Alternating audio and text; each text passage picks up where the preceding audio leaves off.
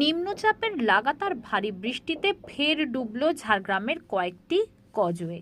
গতকাল থেকে ঝাড়গ্রাম জেলায় টানা বৃষ্টির ফলে জাম্বনি ডুলুং নদীর ওপর থাকা কজওয়ের ওপর দিয়ে তীব্র বেগে জল বইতে শুরু করেছে, যার ফলে জাম্বনির সাথে ঝাড়গ্রামের যোগাযোগ বিচ্ছিন্ন। এর ফলে ওই রাস্তা দিয়ে যাতায়াত বন্ধ হয়ে যায় এলাকার মানুষের। এই নিয়ে চলতি মরশুমে দ্বিতীয়বার প্লাবিত হলো ওই রাস্তা।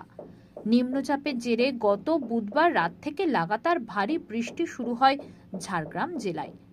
গত ৪৮ ঘন্টায় জেলায় ভারী এই বৃষ্টিতে গতকাল সকাল থেকেই জনজীবন বিধ্বস্ত ঝাড়গ্রাম জেলা জুড়ে।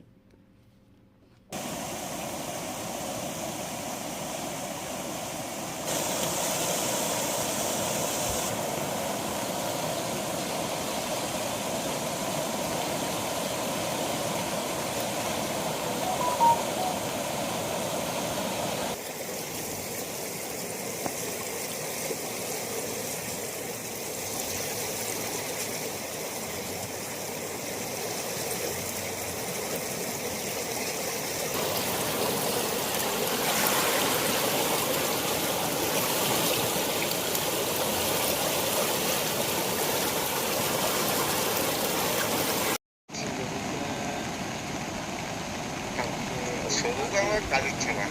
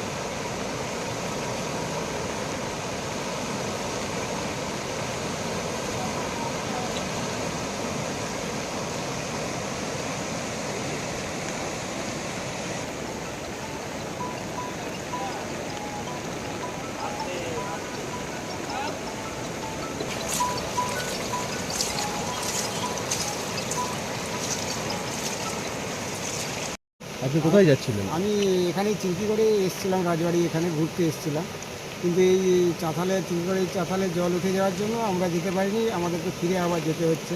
এখানে কনক দুর্গার মন্দির সামনে, এখানে মায়ের মন্দিরে একটু ঘোরাফেরা করে আর সোজা আবার বাড়ি চলে যেতে হচ্ছে আর কি।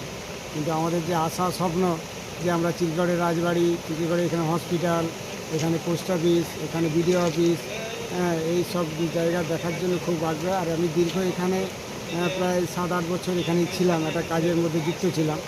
তো সেটা যে কোনো কারণে আমি এখান থেকে 2006 সাল থেকে চলে যাই আর কি। তো এখন এই পরিস্থিতি, পুরনো জিনিস তো আবার ঘুরিয়ে দেখার খুব আশা আকাঙ্ক্ষার মধ্যে ছিলাম, এসছি। কিন্তু এসে ভাগ্য খারাপ যে এই চাতালে জল উঠে যাওয়ার জন্য আমাদেরকে ফিরে যেতে হচ্ছে বাড়ি। কী নাম আপনার? আমার নাম যুগল কিশোর দত্ত। আমার নাম লক্ষণ মাহাতো, বাড়ি জাম্বনিতে। আমাদের এই ব্রিজটা না থাকার পরে বন্যায় যে অসুবিধার সম্মুখীন হতে হচ্ছে, চিল্কিগড়ে হসপিটাল কিন্তু আমরা যেতে পারছি না, আমাদের রোগীকে নিয়ে ঝাড়গ্রাম ছুটতে হচ্ছে। এবং এখানে বিডিও অফিসও যাওয়া যাচ্ছে না বন্যার জন্য, প্রচণ্ড অসুবিধা। আবার চিল্কিগড় স্কুল, হসপিটাল সবগুলোই বন্ধ হয়ে যাচ্ছে আমাদের বন্যার জন্য। এই অবস্থায় বছরে প্রায় 6-7 বার হয়ে গেল এই বছরের মধ্যেই, ব্রিজের উপরে জল, পারাপার বন্ধ। এটা সুরাহা হওয়ার জন্য শুনছি যে টাকা স্যাংশন হয়েছে, ব্রিজ হবে, কবে হবে তার কোনো হদিশ আমরা জানি না।